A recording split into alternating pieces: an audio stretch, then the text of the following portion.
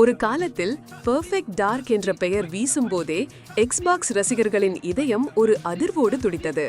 அந்த பெயர், அந்த கதாபாத்திரம், ஜோயானா டார்க் என்ற அந்த நவீன ஜேம்ஸ் பாண்ட் போன்ற தோழி நம்மை எதிர்காலம் நோக்கி இழுத்துச் சென்றாள். ஆனால் 2024இல் எக்ஸ்பாக்ஸ் கேம்ஸ் ஷோகேஸில் நம்மை பிசகிய அந்த கேம் பிளே டெமோ, அது ஒரு கண்கவரும் கனவாய் தோன்றியது. பார்க்கூர், ஹேக்கிங், டிசெப்ஷன், டிஸ்ஹானர்ட் மாதிரி ஸ்டெல்த், ஹை-டெக் அனுபவம்.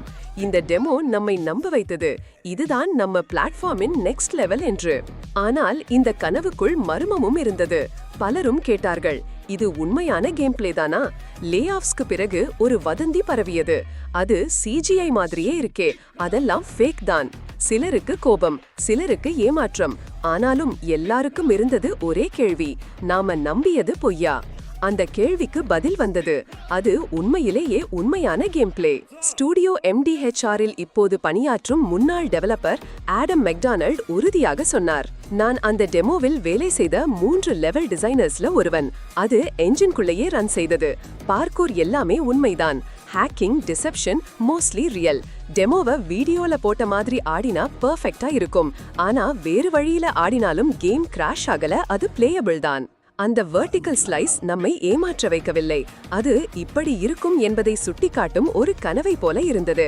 யாராவது உண்மையில் கம்ப்யூட்டரை கட்டுப்படுத்தியபடியே அந்த சீக்வென்ஸை ஆடினார்கள். காம்பேட் கூட ஸ்கிரிப்டட் இல்ல. ஆனால் அதே சமயத்தில் இது முழுமையான கேமா என்றால் இல்லை.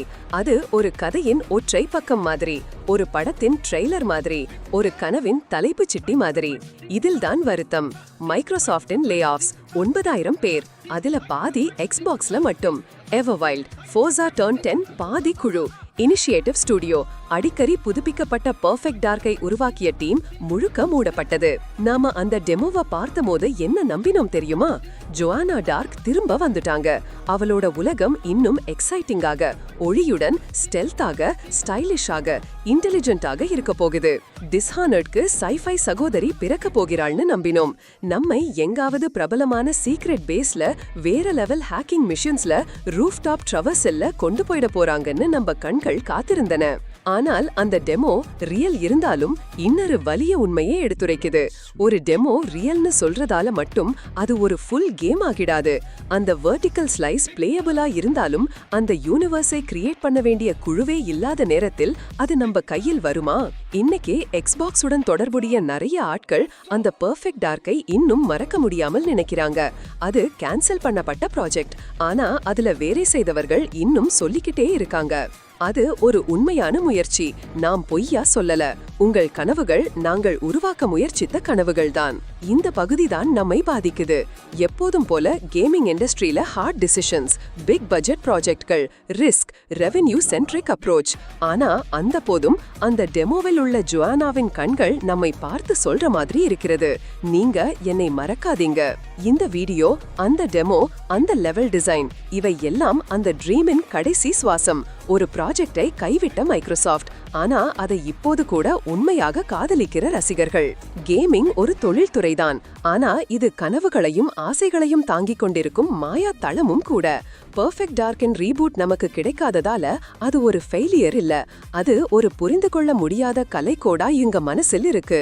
மறைந்தாலும் அந்த டெமோ ஒரு ஃபுட் பிரிண்ட் மாதிரி. ஜோயானா டார்க்கின் அந்த ஒரு போஸ், அந்த ஒலி, அந்த உச்சக்கட்ட செம்ம கருத்துகள் நம்மை மறுபடியும் கேள்வி கேட்க வைக்குது. இது இருக்க கூடாதா? இதற்கும் ஒரு இரண்டாம் வாய்ப்பு இருக்க முடியாதா? அந்த வெர்டிகல் ஸ்லைஸ் மட்டும் பார்த்து மனசு பூரணமா சந்தோஷப்பட முடியல. ஆனா அது ஸ்கிரிப்டட் இல்ல, ஃபேக் இல்ல, அது உண்மைதான் என்பதை உணர்வது ஒரு வகையில் க்ளோஷர் மாதிரியே இருக்கு. இந்த பெர்ஃபெக்ட் டார்க் ரீபூட் திரும்ப வராது போல தோன்றுகிறது. ஆனா அந்த ப்ராஜெக்ட்ல பணியாற்றியவர்களின் உண்மையான பாசமும் ஹார்ட் ஒர்க்கும் நம்மை இப்போதும் பாதிக்குது. அதனாலதான் அந்த டெமோவை கேமிங் வரலாற்றில் ஒரு மறைக்கப்பட்ட நகைச்சுவையான கலைநூல் போல நினைவு கூறணும். இதை பார்த்ததும் நாம் சொல்ல வேண்டியது ஒன்றே, உண்மையா இருந்ததுக்காக தான் இன்னும் அதிகமா வேதனை ஏற்படுது.